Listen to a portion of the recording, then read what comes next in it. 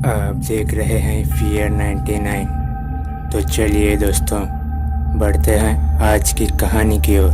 दोस्तों, हर किसी को जीवन में कोई ना कोई ऐसी घटना ज़रूर होती है जिसे वो अपने जीवन में सबसे बुरा समय मानता है। आज मैं आपको एक ऐसी घटना सुनाने जा रहा हूँ, उसे सुनकर आपके आँखों से पानी नहीं, खून की बूंदें गिरेगी।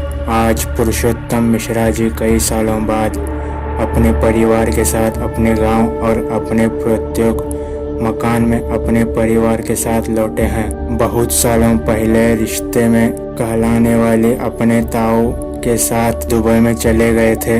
घर में केवल उनकी माँ और पत्नी थी। पिता बचपन में गुजर चुके थे, इसलिए रुपयों की ज़रूरतों के लिए हिसाब से एक एक करके सारी जायदाद बिक गई थी।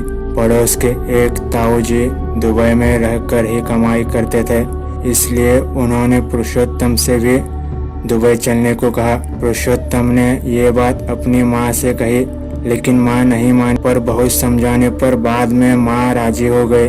पुरुषोत्तम की पत्नी भी पुरुषोत्तम को बाहर भेजने को राजी नहीं थी, लेकिन बाद में वो भी राजी हो गए। और फिर पुरुषोत्तम ने दुबई में जाकर बहुत पैसा कमाया, माँ को भेजा। माँ बहुत खुश हुई। माँ तो अब रही नहीं, वो उनका अंतिम संस्कार भी नहीं कर पाया क्योंकि समय से भारत ना पहुँच सके। लेकिन माँ की 13वीं में उन्होंने कोई कसर नहीं छोड़ी। माँ के जाने के बाद फिर वो कभी भी गांव नहीं लौटे और दुबई में ही अपने परिवार के साथ बस गए। उस दिन मकान में पहुंचने के बाद उनकी पत्नी और दोनों बच्चे आते ही सभी लोग साफ सफाई में लग गए। बाहर से भी 2-3 नौकरों को इस काम के लिए बुलाया गया। घर का कुआं शायद माँ ने लकड़ी के तख्तों से बंद करवा दिया था। अकेले ही रहती होंगे, इसलिए कुएं की जरूरत ना होगी। आंगन में हैंडपंप भी था, सालों से चला नहीं था, इसलिए खराब हो गया था। पुरुषोत्तम जी ने पहले उसे ठीक करवाया। उस दिन सफाई के बाद उनकी पत्नी और दोनों सहित उन्होंने रात का खाना खाया, जो कि गांव की पक्की सड़क पर स्थित ढाबे से मंगवाया था। और फिर सब अपने अपने कमरे में सोने के लिए चले गए। रात को अचानक पुरुषोत्तम जी की आंख खुली। उन्हें लगा कि कोई उनकी चारपाई के पास रो रहा है। उन्होंने अपनी पत्नी को जगाकर पूछा तो उनकी पत्नी गहरी नींद में थी और वो बोली, आपने कोई सपना देखा होगा, चुपचाप सो जाइए और मुझे भी सोने दीजिए। लेकिन पुरुषोत्तम जी का मन नहीं माना और उन्होंने अपने कमरे का बल्ब जलाकर देखा तो उन्हें वहाँ कोई नहीं दिखा। पुरुषोत्तम जी अपने बिस्तर पर आकर सो गए। थोड़ी देर बाद उन्हें फिर से रोने की आवाज आई। वे फिर उठे तो देखा कि वहाँ कोई नहीं था। अब वो आंगन में आ गए। कुछ देर वही पड़ी लकड़ी की पुरानी कुर्सी पर बैठे रहे, लेकिन उनके सामने जो कुर्सी पड़ी थी, अचानक वो कुर्सी खुद ब खुद खिसक कर उनके पास आ गई। पुरुषोत्तम जी डर गए। उन्हें समझ नहीं आ रहा था कि कौन है वो। फिर दीवार पर उन्हें एक छाया सी दिखी, जो कि माँ के कमरे की ओर जा रही थी। वो उनके पीछे पीछे माँ के कमरे में चले गए और कमरे का बल्ब जलाकर देखा तो माँ का संदूक खुला पड़ा था।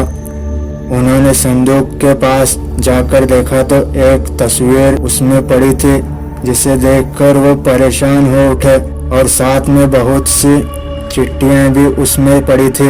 उन्होंने एक एक करके वो चिट्ठियां खोलकर पढ़ी तो उनकी आंखों से आंसू बह निकले। वो तस्वीर माया की थी और वो चिट्ठियां भी उसी माया ने लिखी थी जब वो दुबई में था।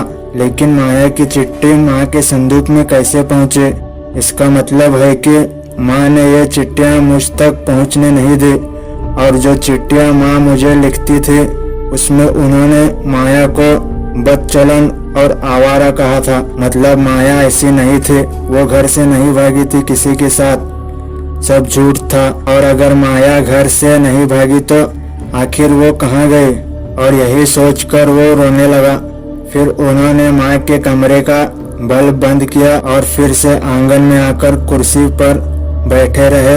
आंगन में काफी अंधेरा था। तभी उनके बगल वाली कुर्सी में एक साया आकर बैठ गया। उसे देखते ही पुरुषोत्तम जी डर गए और उससे पूछा, कौन हो तुम? मैं माया। लेकिन तुम यहाँ कैसे?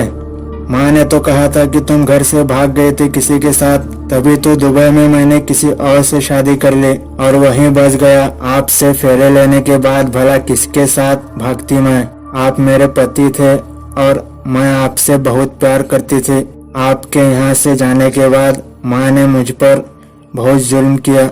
उन्हें तो मैं पहले से ही पसंद नहीं थी क्योंकि आपने मुझसे प्रेम विवाह किया था, इसलिए वो तो हमेशा मुझे मारती पीटती थी। मैं आपको चिट्ठियां लिखती थी और उनसे डाक घर में डालने को कहती थी, लेकिन शायद उन्होंने कभी भी कोई चिट्ठी नहीं डाली। और आपके जाने के 2 महीने बाद मुझे पता चला कि मैं माँ बनने वाली हूँ। तब मुझसे और भारी भारी काम करवाने लगी थी वो।